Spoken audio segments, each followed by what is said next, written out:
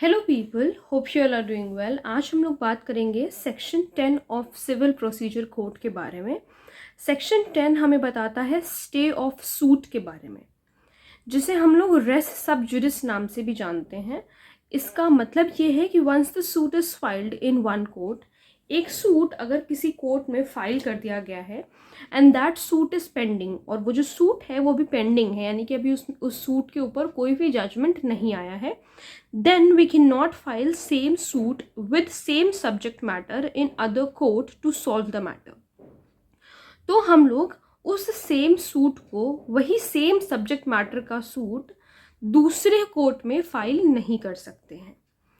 फिर से एक बार समझिए, रेस सब जुडिस सेक्शन 10 में डिफाइंड है सीपीसी में, जो कि बताता है कि एक बार अगर कोई सूट फाइल कर दिया गया है किसी कोर्ट में, तो अगर उस कोर्ट का जजमेंट अभी तक नहीं आया है, तो उस सूट को, उस सेम सब्जेक्ट मैटर के सूट को दूसरे कोर्ट में फाइल नहीं किया जा सकता जब तक कि वो सूट पेंडिंग है। तो ये वाला जो लीगल मैक्सिम है, ये उस सूट को बार कर देता है एक तरीके से, कि जब तक पेंडिंग है सूट तब तक किसी दूसरे कोर्ट में उसे फाइल नहीं किया जा सकता मैटर को सॉल्व करने के लिए।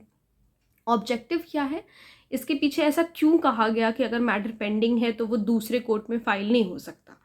To reduce the burden of the court, ताकि जो कोर्ट का बर्डन है उसे रिड्यूस किया जा सके। भाई एक ही केस को 3-4 कोर्ट थोड़ी ना देखेगी, एक केस को तो एक ही कोर्ट देखेगा ना, इसलिए to avoid 2 judgment of same case. और फिर से वही बात है कि एक केस के 2 जजमेंट ना आ जाए, इस वजह से किसी भी सूट को बार कर दिया गया है जो कि पेंडिंग है अभी। कंडीशंस क्या है, मतलब क्या कंडीशंस हैं कि ये रेस सब जुडिस वाला सेक्शन 10 अप्लाई करेगा किसी भी सूट पर। The suit is already filed in the court between the same parties and on the same subject matter. ये जो सूट है ये ऑलरेडी कोर्ट में फाइल्ड होना चाहिए उन्हीं सेम पार्टीज के बीच में, और जो सब्जेक्ट मैटर है वो सेम होना चाहिए। दूसरी चीज, suit is pending. Suit obvious सी बात है कि सूट जो है वो पेंडिंग होना चाहिए, अभी उसके लिए कोई जजमेंट नहीं आया होना चाहिए। If the suit is pending and if the parties are filing the suit again, then only stay of suit will apply. अगर सूट पेंडिंग है और फिर तब अगर वो same party same subject matter को लेकर के फिर से एक सूट फाइल कर रही हैं, तो स्टे ऑफ सूट अप्लाई करेगा। The court in which the suit is filed should have the jurisdiction to decide and to give judgment of the case। ये important है कि जो सूट जिस कोर्ट में फाइल किया गया है उस कोर्ट का पार होना चाहिए, jurisdiction होना चाहिए उस केस को डिसाइड करने का और जजमेंट देने का।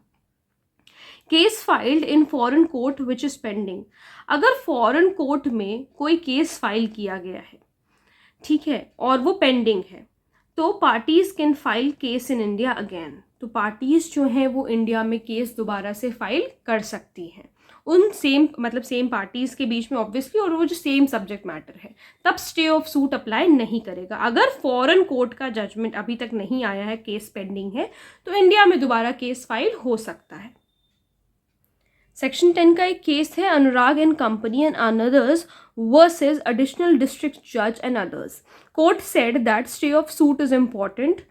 अब कोर्ट ने इस केस में बताया कि स्टे ऑफ सूट जो है ये इम्पॉर्टेंट क्यों है, to avoid too many cases, कि बहुत सारे केसेस को अवॉइड करा जा सके, and also saves expenses of the parties. अब भाई केस फाइल करने में काफ़ी सारे एक्सपेंसेस लगते हैं पार्टीज को भी, उन एक्सपेंसेस को वो एक्सपेंसेस ना लगे, इस वजह से जो है सेक्शन 10 एक्शन में आया। ठीक है, तो आई होप आप लोगों को सेक्शन 10 समझ में आया होगा कि रेस सब जुडिस क्या होता है।